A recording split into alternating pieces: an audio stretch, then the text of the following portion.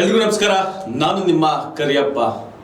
ಇವತ್ತು ಒಬ್ಬ ಅದ್ಭುತವಾದ ವ್ಯಕ್ತಿಯ ಬಗ್ಗೆ ಜನರಿಗೆ ಪರಿಚಯ ಮಾಡಲಿಕ್ಕೆ ಈ ವಿಡಿಯೋವನ್ನು ಮಾಡ್ತಾ ಇದ್ದೀನಿ. ಹೆಸರು ಜಾಹಿರ್ ಖಾನ್. ಚನ್ನಗಿರಿ ತಾಲೂಕು ನಲ್ಲೂರು ಗ್ರಾಮದ ಉರ್ದು ಶಾಲೆಯ ಶಿಕ್ಷಕರು.